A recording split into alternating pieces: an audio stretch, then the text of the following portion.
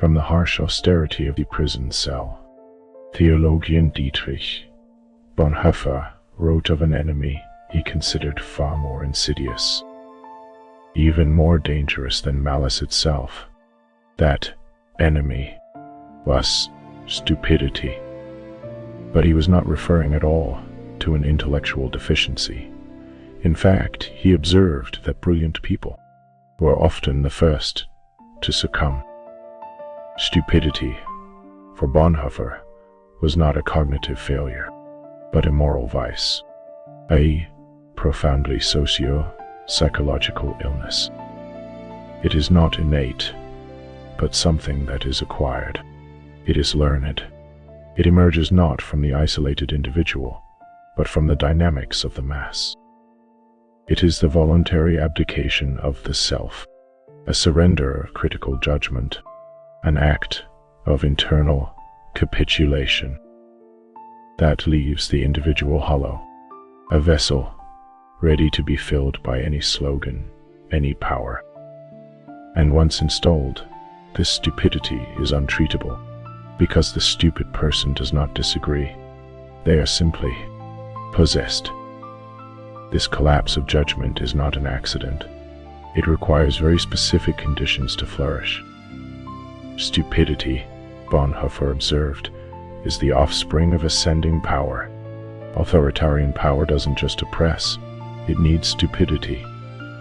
It actively generates it, because the individual, confronted with this tide of uniformity, feels an overwhelming sociological pressure.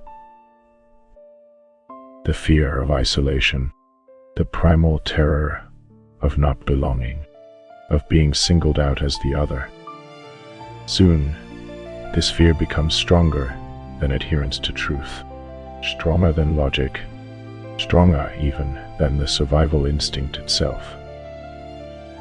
And so, the person trades their autonomy, their soul, for the comfort of belonging. It is a tragic transaction, a false security, which completely paves the way for manipulation. Once the individual has capitulated, propaganda drastically changes its function. It no longer needs to convince or persuade. It simply activates the stupidity that is already installed. It doesn't inform, it resonates. It provides the slogans, the scapegoats, the simplistic moral justifications that the person now craves. And this creates the most dangerous agent of all, not the cynic who obeys out of fear, but the true believer. The stupid person in Bonhoeffer's sense acts not out of malice, but out of absolute blind conviction. They believe they are doing good, serving a greater cause, and it is precisely because of this that they become capable of committing any atrocity. And against this, reason is powerless. Debate is futile. Facts, evidence, they simply bounce off the wall of their certainty. So, if facts don't work, if reason is useless, what is the cure? How is it fought? Bonhoeffer was tragically clear. Stupidity is not cured from the outside. You cannot convince the stupid person. The liberation must be internal. It is a rupture, a painful awakening, an act of individual will. The first step for us to resist is to recognize the tactics of manipulation in real time, to recognize the appeal to fear, the US versus them mentality, and the dangerous comfort of absolutely simple answers. The second step, actively resist groupthink, cultivate doubt.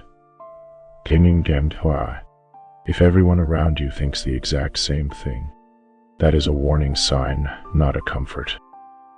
The final antidote is intellectual independence, the courage to stand alone, the courage to use one's own judgment, even when it is terrifying. This is the act of resistance. It is not an act of intellect. It is an act of character. It is the will to take moral responsibility for one's own thought, and in doing so, to preserve one's own humanity.